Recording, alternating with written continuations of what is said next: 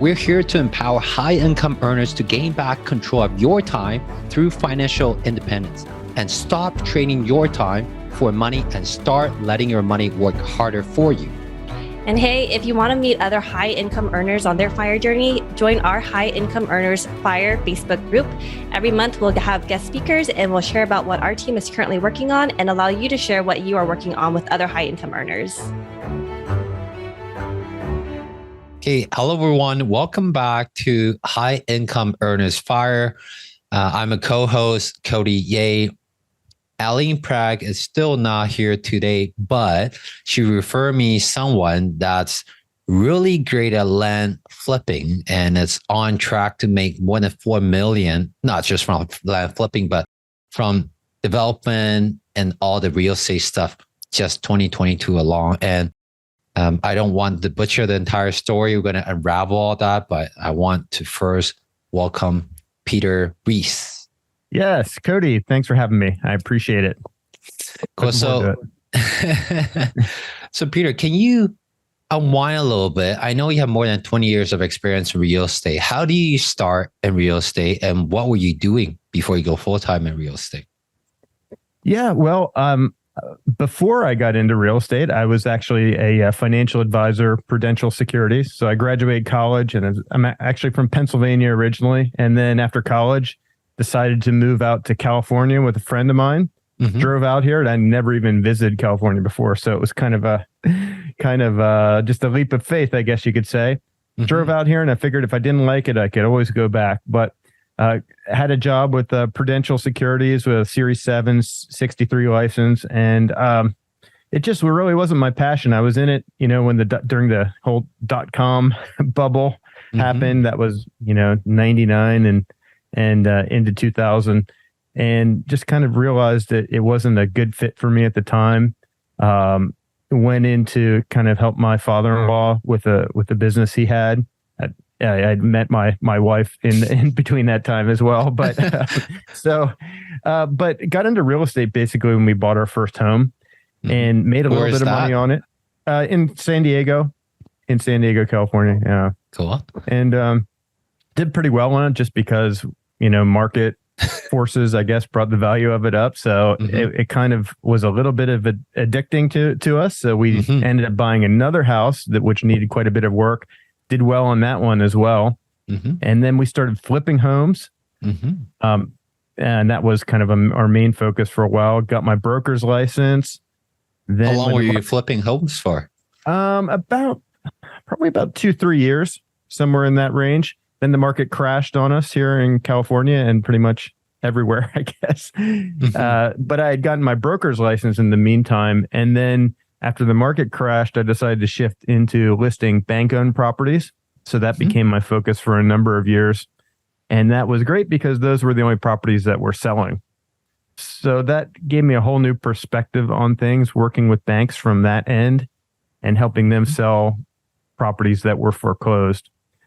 Ended up working with a lot of different investors through that time period because they would reach out to me about the bank-owned listings that I had. And then I started working to find them deals. I knew what they wanted to see because I was, actively involved as a flipper before the market even crashed. So it was great. I would find them deals. It was non-emotional thing. It was just about the numbers. And so that was my complete focus for a while. Did you flip those? Could you would have just take those deals and flip it yourself? Those foreclosures? Yeah, I was kind of. I guess you could say I was kind of shell shocked at the time because the market had crashed, so it completely went off a cliff, and we were just really nervous about getting back into the market as an investor ourselves. In hindsight, that was the wrong move. That was the time to get into the market again. But live and learn, and so, I was just content kind of finding these other deals for other investors. So, that was a good thing for a while, but I did get the itch to get back in the game, I guess you could say, and be an investor again ourselves.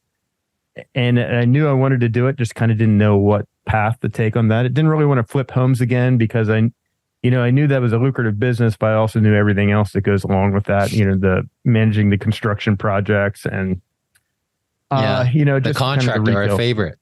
Yeah, I mean, that's tough. You got to kind of really be all in on that side of things, and I just couldn't foresee myself going back into that side of things, especially since the labor market for construction and everything was getting pretty tough, especially here in Southern California. But I read some stuff online about people doing land flipping, and kind of some anecdotes. Really, I would read some stuff where people said, "Oh, I bought this property for $10,000 and I sold it for $30,000."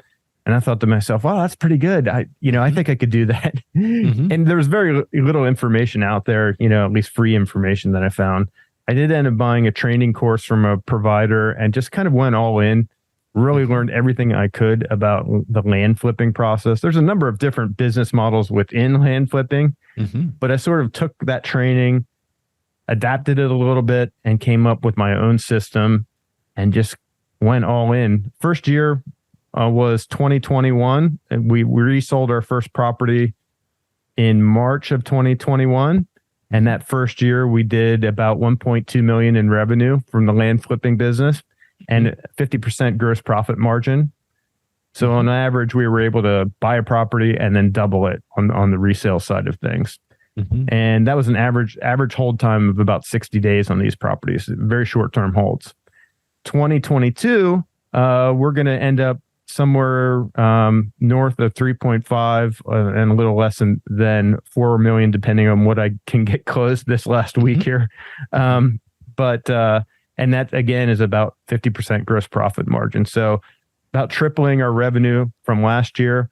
And I'm looking to triple it again in 2023. And I think we're on track to do so. So did your life get better after 2021? Well, I validated basically the business model in 2021. I felt really good about it. And we have had other businesses, and I kind of glossed over a whole time period where with myself and my wife, we do have a pretty successful business associated with teaching people how to start blogs and travel blogs. It was an online education business. So that was our main focus for a number of years. And we kind of got to the point where we're like, hey, we got to get back into real estate because that's really what our passion was. And so that's how we ended up going down this whole rabbit hole with land flipping. But, 2021 was a big year because that we kind of transitioned away from that as our focus and our main business and towards the land flipping as our main business. And 2022 is pretty much all focused on the land flipping business and beyond. It will be the same for the foreseeable future. So. Wow. So you're doing blogging and the podcasting and all that. Was that your full-time job before 2021? The blogging and yes, it was pretty much how it worked is my wife had been a blogger and travel blogger since, for many years, probably 15 plus years at this point. And in about 2017, well, a little bit earlier, she would always get people asking her, hey, how do you do this? Show us how, because we were traveling all over the place too. We, as a family of 5, we would travel 150 days a year and travel to places, and we would get these stays all comped because we would, write about it on my wife's blog and everything and on social media and everything. But so she was getting a ton of people asking how to do it. How do we do that? And she was kind of on me to get out of the real estate, side of things, working on behalf of clients. And I was ready to get out of that side of things as well. So we decided to put together a training program and really go all in on that. And that was about 2017. So yes, that was our full-time complete focus from that whole time period. And, we were bringing in, north of 2 million a year for multiple years in a row in that business. It just... Is it organic or do you guys have pay ads? Mostly paid ads.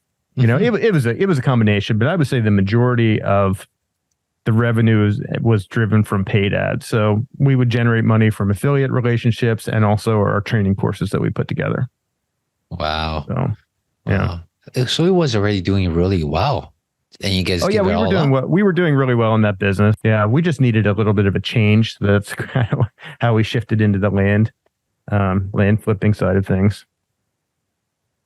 So that's coming back to that. So you're making 2017, we're making, gross 2 million.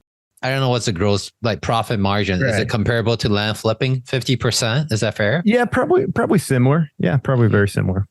So you give up that and come back into land flipping. Mm-hmm. So why take all the risks? You guys are doing well. Is there something changing in the way you guys are marketing that you kind of see a shift in it, or just total interest change? What? Well, a lot of our business was focused on the travel side of things. And 2020 was a little tough we couldn't really promote one of our main courses, one of our main education programs, which is how to travel blog, because, COVID happened and no one was traveling. So it was kind of, dead in the water for a little bit. Mm-hmm. But it wasn't really risky for us because we have that business going. We still do. It's just not a main focus for us anymore. But 2021 was kind of a hybrid year. Half the year was sort of focused on that. And at the same time, we were getting the land side of things up and going. So we kind of had some runway to basically validate this whole model, the land flipping model, and just kind of prove to ourselves that we could make it work. And then we shifted gears to fully kind of focused on this land side of things. Wow. So you went from financial advisor and kind of from a dot-com bubble, you stop it and you become a blog and podcasting. Well, we got into real estate. Yeah, we got into flipping homes. Yeah, flipping homes. And then real estate broker, our REO listing broker for banks. So there was a whole time period. But then, fast forward many years is then when we got into the blogger training side of things. My wife was doing the blogging and she was doing really well on that on her own. That was her thing though, pretty much. And then my thing was real estate. So do you think the blogging thing is still hot after all these social media things? People love more video than words. Do you still think blog is the future? Oh yeah. I think blog, I think it, I think that the term blog is constantly evolving. It used to be just primarily focused on written words, but it's evolved to more of your blog is kind of your home base for all your online activities. You write content for that. You also shoot video content for that. You also have social media accounts and a YouTube channel and everything. So it's kind of like your central home base for all that stuff. And then you've got everything else kind of on the perimeter leading back to that. So yeah, it's still definitely a viable thing. And it's about creating content, basically, either to partner with brands or to support some other sort of business venture that you have. That's so cool. Have you heard about the new apps called ChatGPT? Actually, I just signed up for that last night and I was trying it out. Amazing. It's very crazy. Cool. Do you think that's going to change the landscape of bloggers, copywriters, and marketers and all that? Oh yeah, I'm sure there will be a lot of changes associated with that. I was kind of thinking about Google, how are they going to adapt? Because I think they'll just have to put kind of less weight on the on-page type SEO and more weight on kind of, I guess you could say authority. So referrals from other sites and kind of other signals that someone's an authority on a subject rather than just written words on a page, because that's going to be so easy to manufacture pretty quickly. Yeah, for people who doesn't know, for our listeners who doesn't know about ChatGPT, that 1 million sign up in the first 5 days of launch. And the AI has been one of the most successful ones that I've seen, and probably Pete can echo to that. You can ask them any question. You can ask them to write you a YouTube script if you really want to.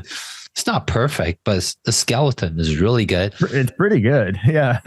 And it's sensible. It's not like you can't tell it's a robot. Yeah. No, it doesn't sound like, it doesn't sound like it's written by a machine. Yeah. Cool. It's great to hear your insight on that. And that shifts the focus onto the land flipping, because I know you're really excited about that. That's your current project. So tell us about land flipping. Tell us about your first deal and tell us about your last deal that you just done. How's that? Sure. Let me first go and briefly explain kind of what the model is, because let's do that. There's a lot of ways that people can invest in land. And the way I do it now is not what I thought land investing was about before I got into it.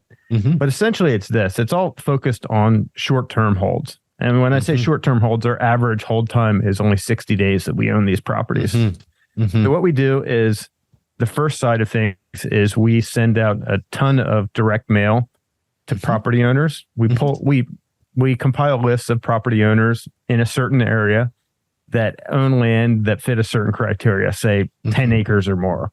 And they own these properties in a certain area. So we put together this list, and then we send out a letter. And it's not just a letter saying, hey, I want to buy your land. It's a letter. It's a 2-page thing. And the first page kind of explains who we are, what we do, and why we're contacting them. And the second page is an actual offer that we send them. And it's an offer based off of average values for that area. So for instance, it's a 10-acre property, and we know that properties in that area sell for $10,000 an acre retail. We'll back off a certain percentage on that, and then we'll offer them that price on it. And it's a quick cash purchase price. And so we send out a ton of those letters, and then we get people that respond. Some people are interested right away. Some people want to negotiate. Some people are angry at us because we sent them a low offer. But regardless, we get the phone ringing, people emailing back, and then we take a look at their property more in detail and see what we can do. Either we move forward and go forward with the property purchase. Sometimes we were too high on our offer price. Sometimes we were too low on our offer price. But regardless, we evaluate it in detail at that point, come to an agreement, hopefully, and move towards a purchase. We purchase everything through a title company or escrow company, depending on the state. And then we do some minor things to the property sometimes, like we'll get a survey, or we'll get a perk test, or we'll clear some brush from the property, and then we'll put it on the market, and then we will resell it.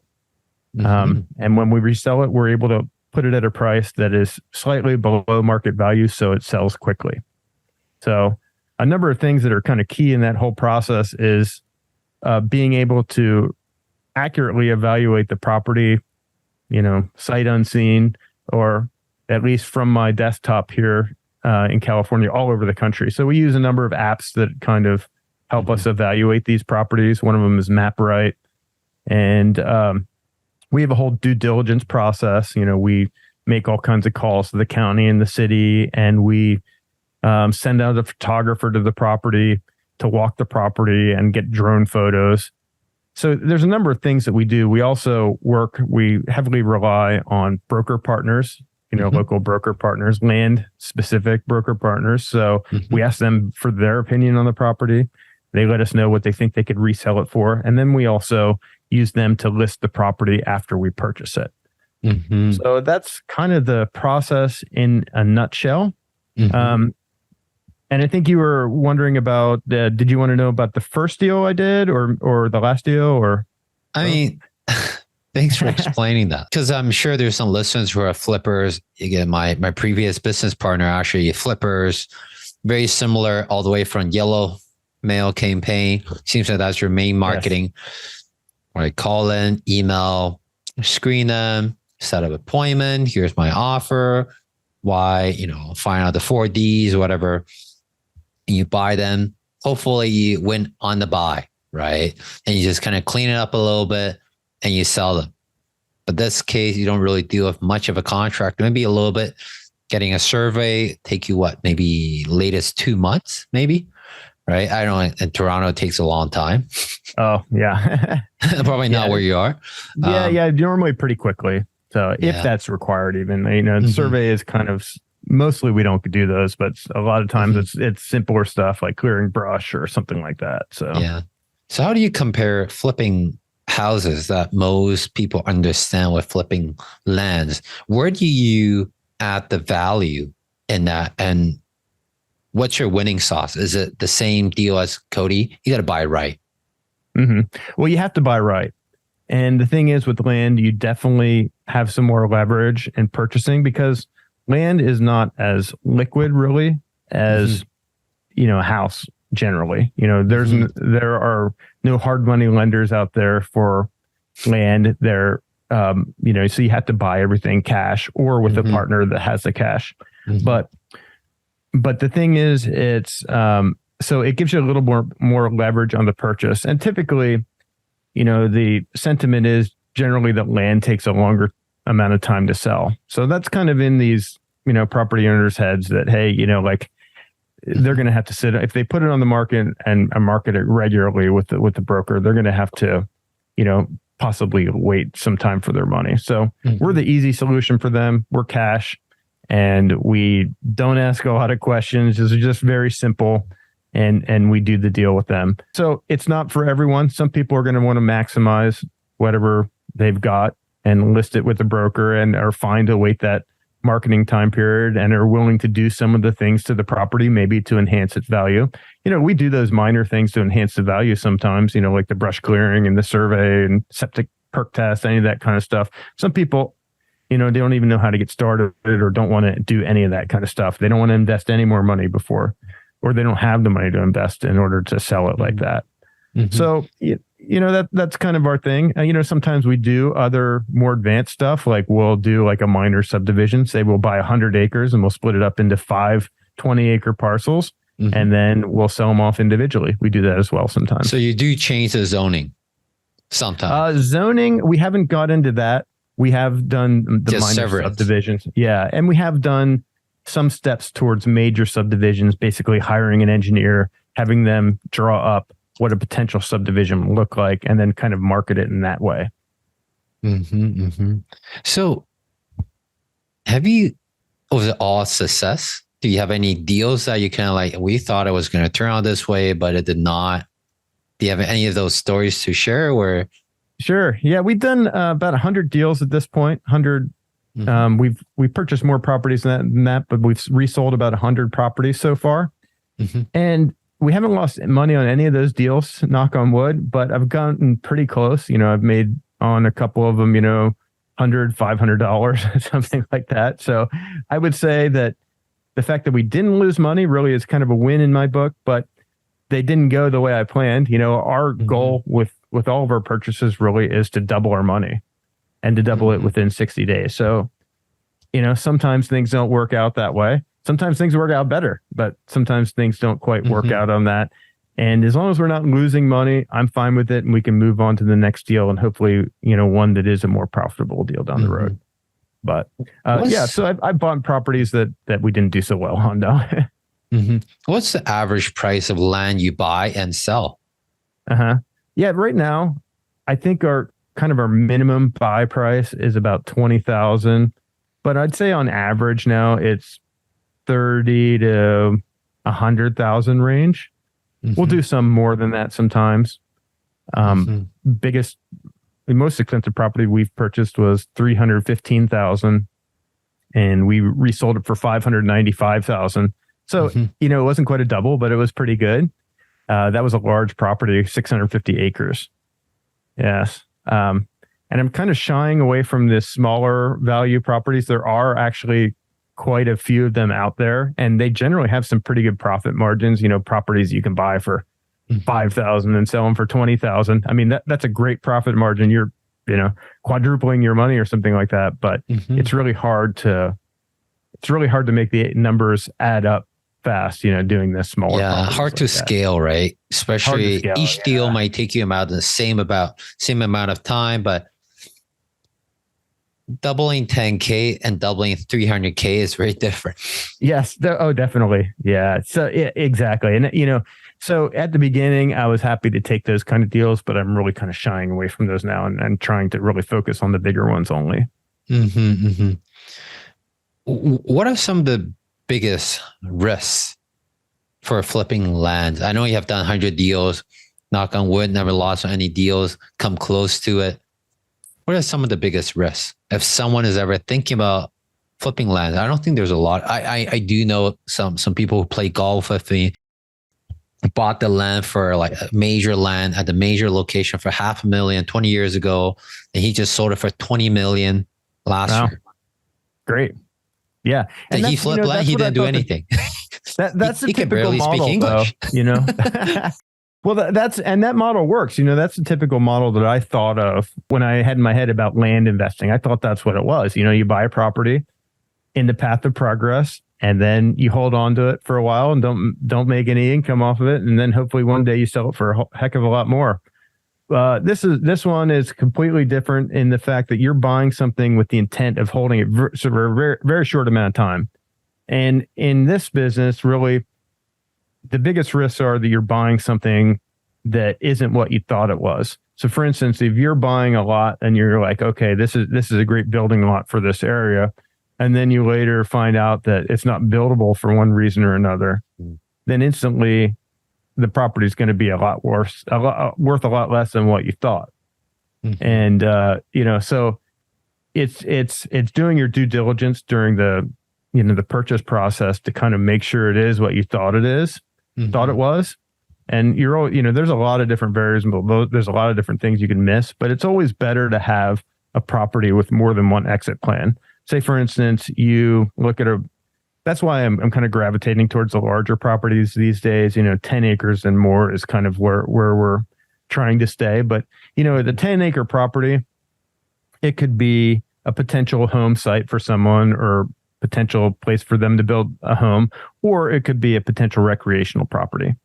So for, say for instance, it's not buildable for whatever reason, we missed something during our due diligence. It's always going to be able to be used as a recreational property, for 10 acres plus. That's kind of a good size. So that's kind of why it's a little safer, I believe, to stay in that range. If you're buying some sort of infill lot in a major metropolitan area where it's a quarter acre or 10,000 square foot lot and it's not buildable for whatever reason. What are you going to do with it? Parking lot, maybe community garden. There's not many exit plans, So. Wow. So. Yeah. We were looking at like some of the lots in Toronto. I'm from Toronto, Canada. Our co-host Aline Prague is from San Diego, or maybe around that area. I never knew or know. Yeah, I think she's in Orange County. Yes, just north Orange of County. Yeah, and just somewhere there. Yes, my ignorance. Southern California. The listeners probably know by now. I always butcher that. So our lands around like this area, depending on where you are, it could be ranging from really more than 200K in the city, and outside you can still find like $500,000 land and all that. So is there a certain land that you look for, or when you send out direct mails, is it near airport, or what are the land that you should avoid? Don't even think about it. Yeah, well, we try to avoid areas where there's very limited activity, very few sales happening. That's one of our big things. We got to make sure that the area that we're prospecting in has good activity. Like there's an active market for people wanting to buy property and sell it. So if there's things happening on the market, in the land market, then I know that if we get a good quality piece of land and we're actually able to put it up there for a price that's pretty aggressive list price, I know it's going to sell in a reasonable amount of time. If it's an area where there's this kind of weird imbalance between what sellers want and what buyers want to pay, that generally means that there's less activity in the market. And those are tough areas. You could still, if you have a quality piece of land and you price it right, it's still going to sell, but it's a lot harder in a market like that because there's just less certainty about like what are the actual values. So it's a little riskier. And, a big part of our model is selling quickly. So if we're working in areas that have a lot of activity and things are selling quickly, that's much better for our model. And how do you decide whether it's an active market? Yeah, just kind of looking at public data, on Zillow or Realtor.com.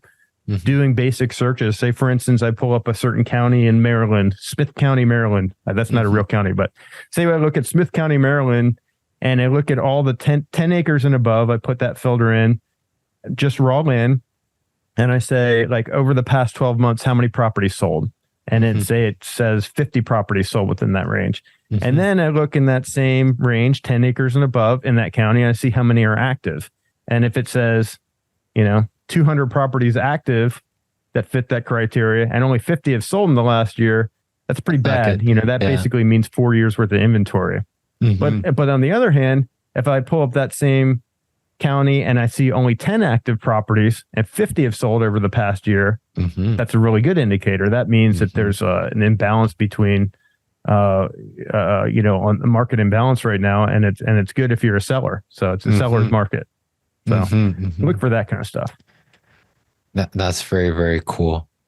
So you did property flipping before. Now you do land flipping.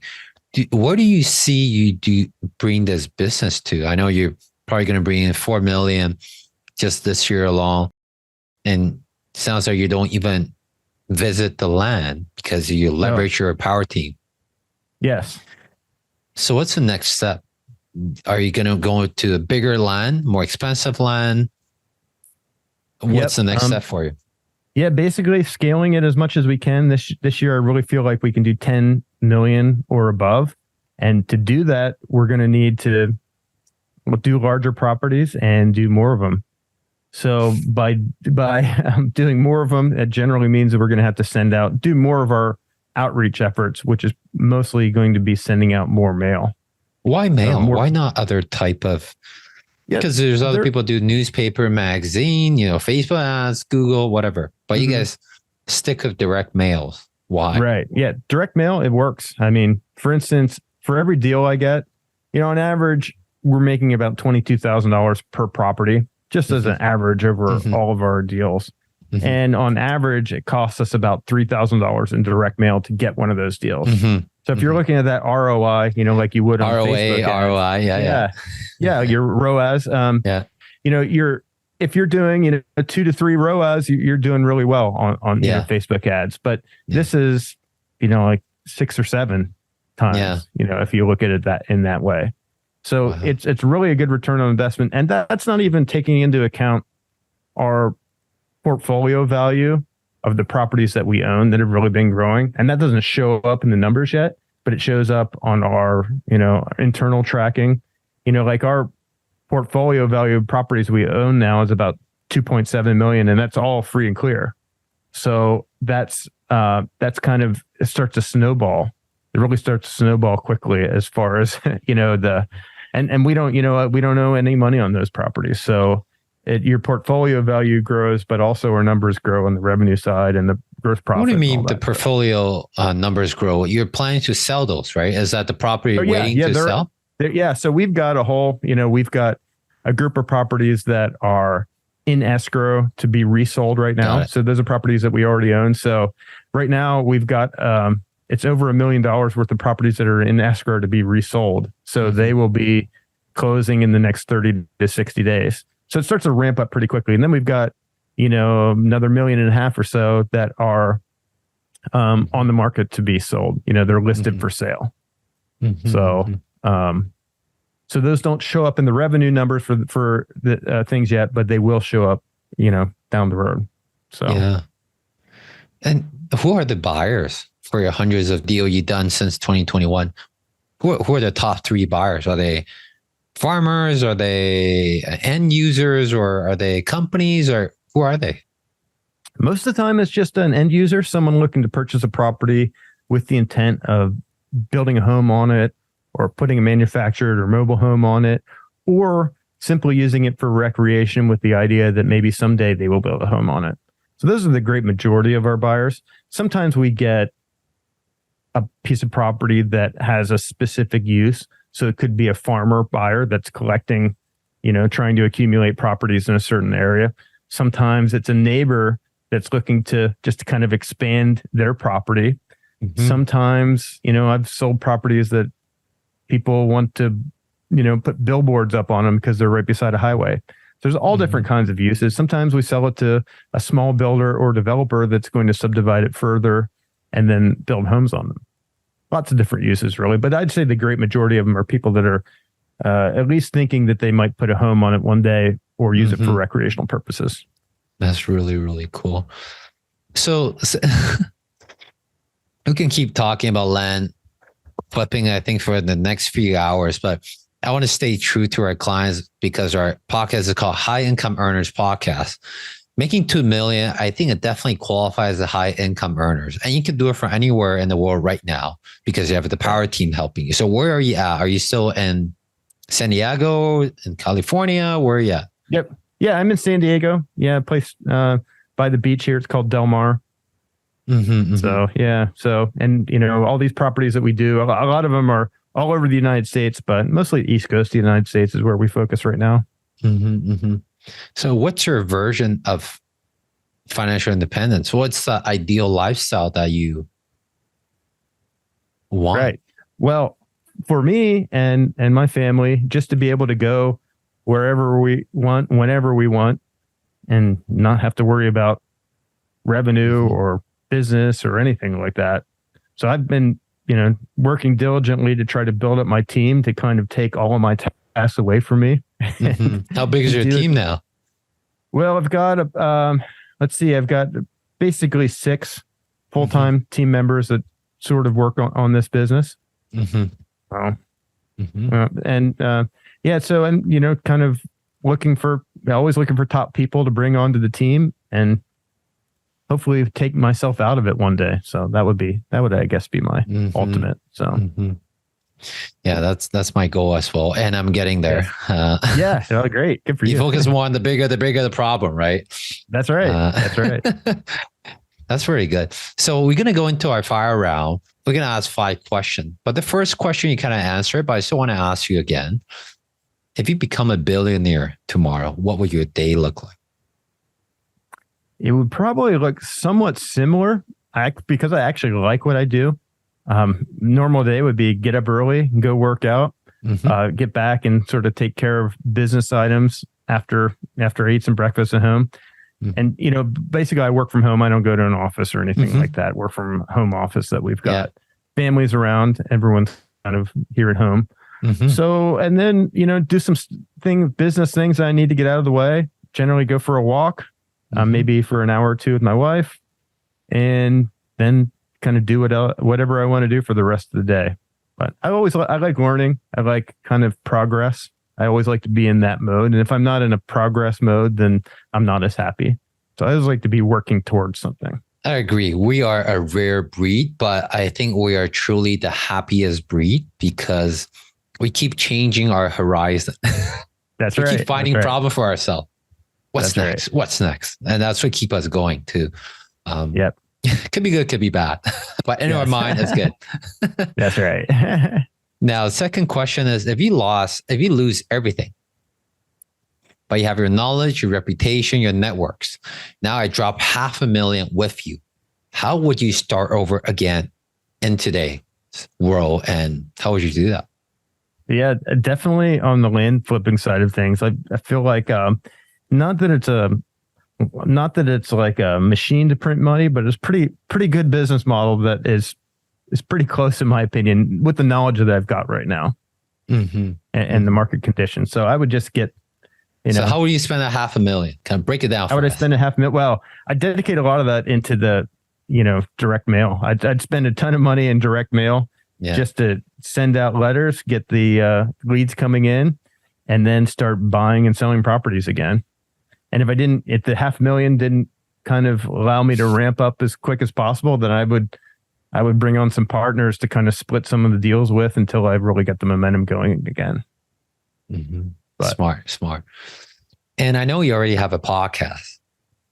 Yes. It hasn't launched yet, but it will. Oh, hasn't launched yet. Okay. Yes. Who's on your mind right now that you would really want to interview? If you can interview this person, you're cool with your podcast. You're like, I'm okay. Well, I'd love to interview Bill Gates. I think he'd be very interesting for sure. obviously there's a lot of high profile people, but he would be one I would pick out. And I think would be a really good guest to have for sure. Gotcha. What are some of the ways that you're giving back? Is it podcasting? Is it blogging? Is it just coming on podcast sharing about land flipping? Or yeah. I mean, right now I'm putting out a ton of things on land flipping. Like I mentioned earlier, when I first got into it, there wasn't a lot of information that was free out there as far as what people were actually doing in the land flipping business, like what was possible, like what kind of deals were people doing. So I'm doing a lot of stuff about that right now. Like each month I do a monthly income report on my website, which goes into specifically like how much money we brought in that month, what properties we resold, like what we bought this property for, what we sold it for, how much profit we made, how long we held it for, all kinds of stuff, lessons learned. So each month I do that. So that's kind of what we're doing right now. And, just trying to put as much good stuff out there. And, I think karma, it'll come back to us in some way. I don't have any sort of training program, associated with land flipping, but I do think that maybe in the future we will have something along those lines. But for right now, we're just trying to put out some great content. And I know a lot of people will confirm it if they have an interest in land flipping. Yeah, we're going to chat about this offline. If you give enough free information, very high quality free information, when you come to the point where you need to sell something, there'll be no problem having customer, because if your free stuff is already so good, imagine my pay stuff, right? So exactly, yeah. Kudos to that. Yeah, and that's what the thought is. So, where can our audience find more about you? Where should they go to find more about you? Yeah, that would be turningprofit.com. That's our website associated with our. That's where you find all those income reports I was talking about, and it'll be our home base for our podcast that we're launching here at the beginning of January. So maybe by the time you listen to this, our podcast will be launched. So we're kind of putting in a lot of efforts behind the scenes in order to get that going. Yeah. But everything is at turningprofit.com. So you'll find everywhere you can connect with us there. Yeah. And we'll put all those links in the description as well. So people can click on the link. Well, any last word of advice for us, Pete? I know a lot of people should take action, right? Is there anything other than that? Well, I mean, honestly, for instance, with real estate investing or any type of investing, I think the main thing is to pick one sort of model and to really go all in on it. It's easy to kind of look in all these different areas and find things that are interesting, like Airbnbs or, house flipping or land flipping and all these different things. And the problem is if you do kind of dabble in all these areas, you're not really going to be successful. Not as successful as you could have been. The best is to really take one model and to really go all in on it, complete focus, and you'll be shocked at what you can do without all those distractions. I agree. And I heard that from multiple very successful people that if they could have done something different 10 years ago, they would just focus on one asset class in real estate, whether that's commercial, retail, or whatever, Airbnb, whatever. They would just focus on that. And they told me the office will be a lot bigger. Not that they need it. That's true. Great. Yeah. Thanks for coming on, Pete. It's really such a great chat. You're my first guest as a land flipping expert on it. So I really appreciate your time. And we're filming this on December 26th, the Boxing Day. So we're not spending money instead we're talking about land flipping and making money, $4 million per year. Hope you hit that number. Well, thank you. I appreciate you having me on here, Cody. I really do. Okay. All the links mentioned in this episode are included in the show notes. And if you love this episode, please leave us a rating and review on Apple iTunes. The link is also included in the show notes. And we would really appreciate your help in spreading the word to more high income earners on how they too can maximize both their time and money. Also, if you still haven't joined our High Income Earners Facebook group, you are missing out on High Income Earners community where we help each other reach our own version of FIRE.